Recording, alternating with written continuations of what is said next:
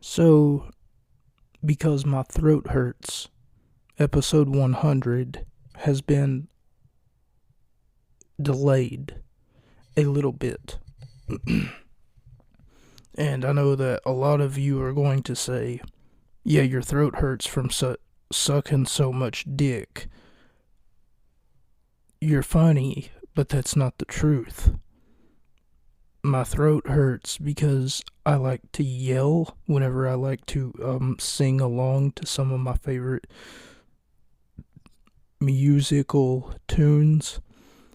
And that got me to think, why don't I turn my pain into something enjoyable for those of you who are out there who actually do like musical tunes and stuff of that nature. So I went ahead and got my computer, opened it up, and I was kind of thinking to myself, when was the last time that I was a quote DJ for, everyone? And seeing as though that this is a special occasion, episode 100, I thought that it would be appropriate to go ahead and be the DJ once again. This is just adding to a laundry list of accomplishments that I have already accomplished. 100 episode podcast, a great friend, a fantastic podcast host, plus 100 episodes if I didn't already say that. I can just add this to my resume. I tell a great story. Just fantastic comedian, because I'm sure that all of you have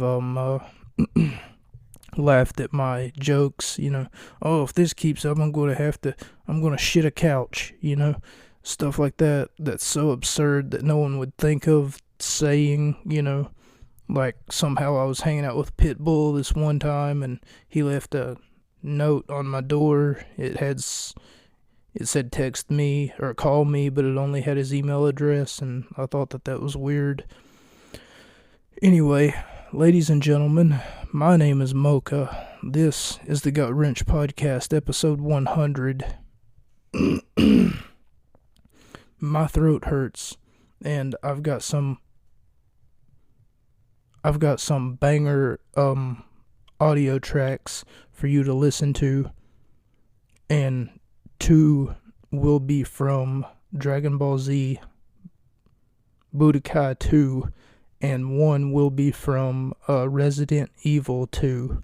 So, just so you guys know, the sequel is usually always better than the original. Usually, not always.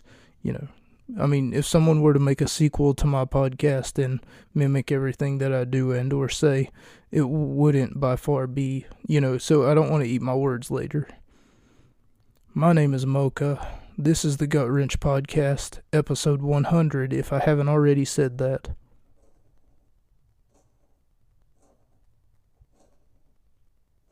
I think my cat's choking on something. This next one, what I should say is this first one is Dragon Ball Z Budokai 2. For those of you who haven't played that game, it was really good. I grew up with it a lot. I got to play it a few times, mostly because there was a problem that I'd always had as a child, to make a long story short, and the problem was that I never had a PlayStation 2 memory card. So anytime that I would have to play this game, I would have to start over, ultimately trying to get to where I would beat it in one day, and then after beating it in one day, having all the characters unlocked and stuff, rushing and moving up and down my house, basically as a 12 or 13-year-old little boy trying to find a memory card,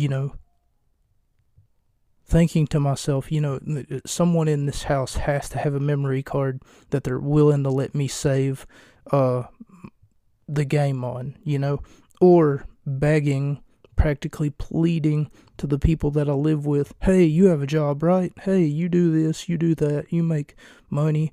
Do you care to go to like Walmart, buy me a memory card, and then, you be my best friend or whatever? But they would always say no. They would always be like, unless it was a special occasion, they would be like, no, it's not your birthday, yada, yada, sort of like if you were a man married to, I guess, a woman, and you wanted, sex, I guess. That's not how relationships work, is it? And you wanted sex, and then she was like, no, it's not your birthday, like, what the fuck? Anyway, here's one of the songs or it's not really a song so much as a piece of music, that I remember listening to as a child, and nowadays I just use it to work out, I use it to meditate, I use it to do various, other things. I'll just be sitting down, and then sometimes it'll play in my head because I've memorized it so much, having to play the game so much, and for that matter, having to complete the various... You know how I told you the Crash Bandicoot music in the last episode that we did this in? Damn it. In the last episode that we did this in, how I told you that the Crash Bandicoot music is like something that plays in my head once in a while. Maybe I'll be bored, or I'll just be laying in bed, and then all of a sudden I'll just hear it, and then it'll play on loop. This is one of those songs as well as the other song that we will be listening to later on in the day from Resident Evil 2, because I used to play that game so much, and, I used to always wonder what would happen if we really did have a zombie apocalypse, because, of course, I'm 7 or 8 years old. Anyway, enough of my rambling about it. Here's the feature presentation.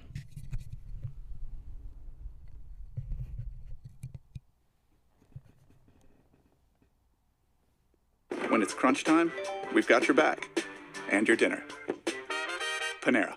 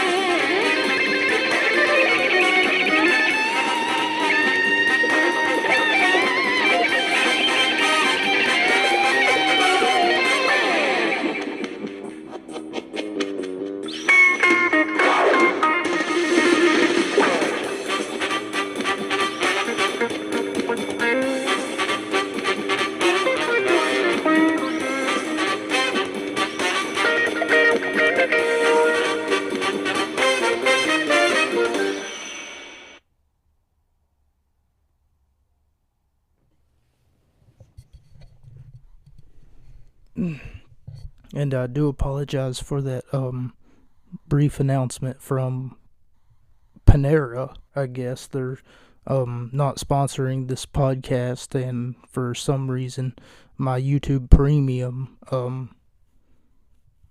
has been glitching for whatever reason. You pay $20 for something and it doesn't even work. But apparently when it's crunch time, we've got your back. Ooh, Panera. Okay, you and your fucking Italian bread can get the fuck out of here. Something else that I wanted to briefly speak about, but I didn't really want to speak about anything because my throat hurts. Ugh. And by the way, my cat was throwing up, but it almost seems like every time that she tried to throw up, she would just swallow it. I don't think that she knows that by doing that, I don't think that she knows that by doing that, she's putting herself at risk of choking.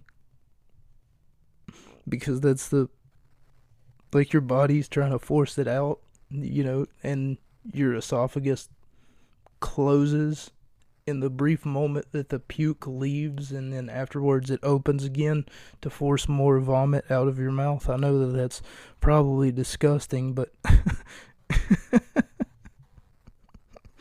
the cat could have choked right there and she wouldn't even have known it.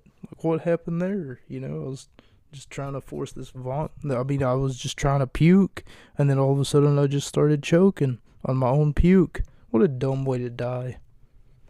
Anyway, back to the task at hand. I'm going to try to screen this next one before I play it and try to make sure that there's no ads to it.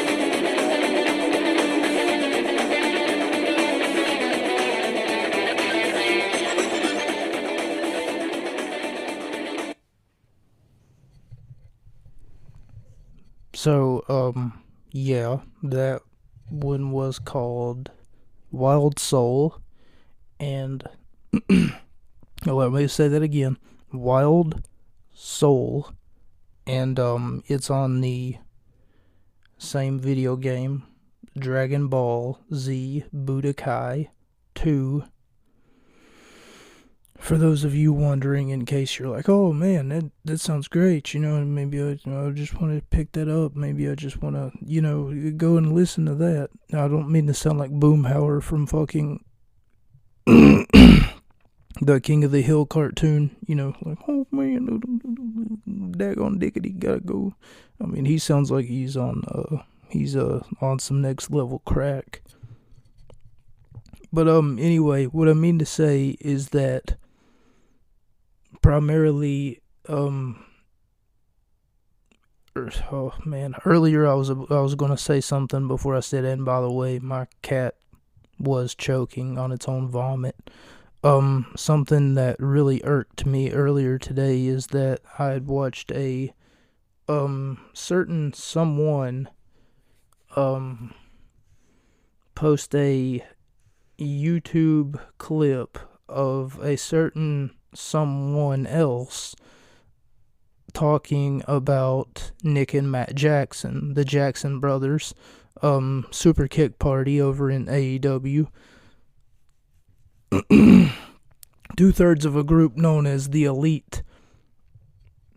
Nick and Matt Jackson are beyond exceptional athletes. They do all these fantastic, beautiful moves.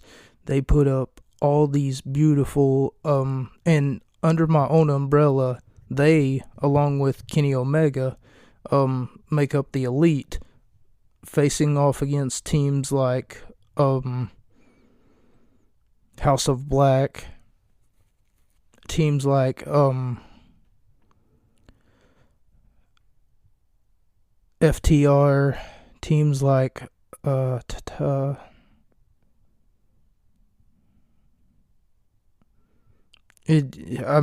all these different teams, and I'm thinking of a team, but I can't think of their name.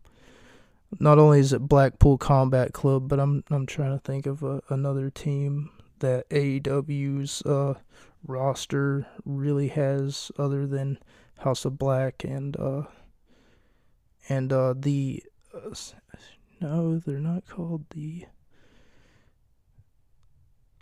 damn it, the Acclaimed. But I would say the Acclaimed, but there's only 2 of them, and there's really no 3-man group there in the Acclaimed. Like, I'm not about to stop this and then go and Google, the 6-man tag team, Death Triangle. Oh my God, can't forget. I know under my own umbrella that they've had multiple 5-star matches with Death Triangle and the likes of the House of Black. Because I'm the one who reviewed those matches, so of course I'm going to know that I've given them 5 stars, because the 5-star matches are the ones that are the most memorable. Anyway, back to what I was saying. Some crackhead, and we all know him, but only some of us, I'm going to put this in air quotes, love him, and his name is Jim Cornette. Now, Cornette thinks that since he's been around since the 1940s in WCW, that it's appropriate to make fun of other professional wrestlers who do not share the same significant ideologies as him. And in doing so, Cornette has made a mockery of the professional wrestling world. That's not funny. Anything and everything that Jim Cornette has been saying, oh my God, man. It's almost like somebody pays him to say the outrageous things that he does say, And I can't sit here and tell you what he said that's so, oh my God, that's so outrageous, man. You're so cool. You go against the grain, brother. Like nobody thinks the way that you think, man. That's so cool. oh my God, you need to be on the news. You know, like, I'm not trying to say it like that, but what I'm trying to say is there's no goddamn way in actual, if you look at 1950s, 1960s wrestling, because Jim Cornette has one claim to fame: the Midnight Express. Oh my God, the Midnight Express. Oh no, it's the greatest tag team that ever lived, and Jim Cornette was a part of it. Do you know what his one claim to fame actually is? I'm gonna bring a tennis racket to the wrestling ring. That's right, ladies and gentlemen. For those of you who aren't fully immersed in Jim Cornette's spiel of professional wrestling, damn it. His whole entire persona, his personality, as I've stated before, in professional wrestling, we have these larger-than-life personalities. As I've stated before, in professional wrestling, we do have some wrestlers who have character flaws. And in real life, we can take from those character flaws. And do you want to know what Jim Cornette's character flaw is? And if you need more information about what a character flaw is and why it's important to the world of cinematics and professional wrestling, go no further than listen to my other episode that I did called Wrestling Culture. No, that's not the name of the episode, but it's primarily an episode where I discuss what is wrestling culture. I don't remember the name of the episode, so I do apologize. Usually I'm able to like snap my fingers and then remember the name of my episode at a beck and call. But anyway, there was an episode probably no more than 5 or 6 weeks ago where I discussed wrestling culture. What is the culture of professional wrestling? And in that video, in that recording, I talked about the culture of professional wrestling in a whole, including the fact that in professional wrestling, professional wrestlers, managers, stuff of that nature, referees even, sometimes have a character trait that has an inherent flaw. And in that flaw, we learn more about them, and for that matter, we learn to 1, respect them, 2, love them, 3, hate them. Doesn't matter what your stance is about it. Some people hate John Cena, some people love John Cena. Doesn't really matter. If you boo him, if you cheer him, he's still making money at the end of the day. And if you hate him so much you block him on Twitter, that's great. Wonderful for you. I'm glad that, you can do that and live with yourself.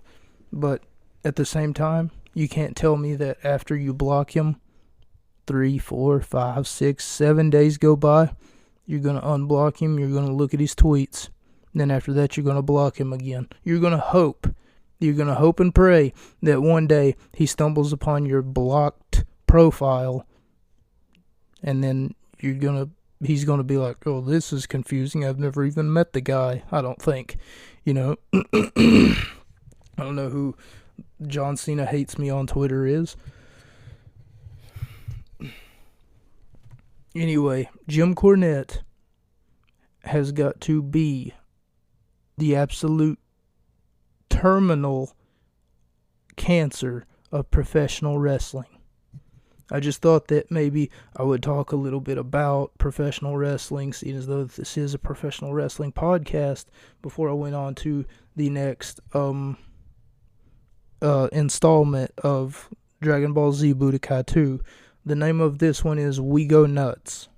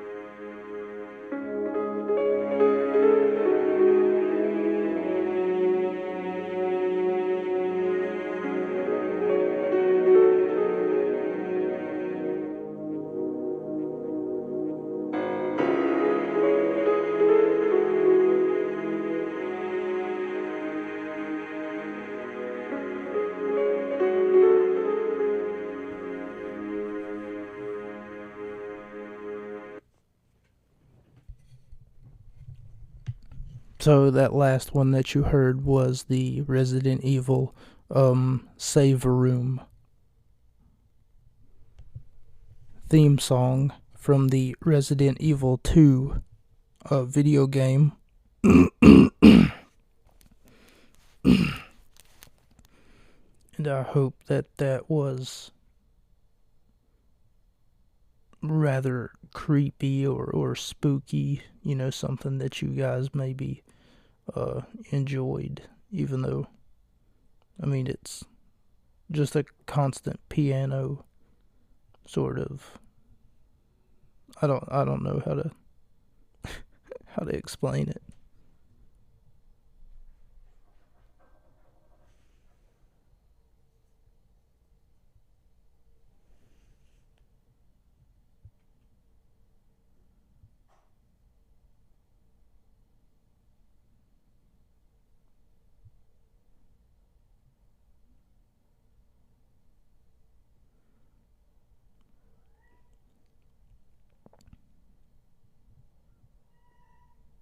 Okay, my cat is crying. So thank you all so much for joining me. My name is Mocha. This has been the Gut Wrench Podcast, episode number 100. And, that's a wrap. I'm so sorry that this is such a weak episode, and I hope that you'll tune in next week for some more wrestling content. And if you want to find out what Twinkle Toes is saying, maybe you want to follow him as well and listen to all of the outrageous, stupid bullshit that comes out of his life. Life. His name is Jim Cornette, and he's an out-of-touch fucking old man who doesn't understand that professional wrestling has evolved since the last time that he was a manager in a wrestling ring. In the wrestling business, rather. He was never in a wrestling ring. Let's be honest. He's fat, old, out of shape, probably missing 6 of his 32 teeth in his head. God damn, it just pisses me off to see someone who's like, well, you're not allowed to do that. Did you see that wrestling match between the 2 people and the other 2 people? God damn, I swear, I thought I was about to throw up because Nick Jackson did this one move, and I swear I hated it so much, but I'm going to talk about it on my podcast. Some sort of fucking neckbeard, fucking mouth-breathing parasite.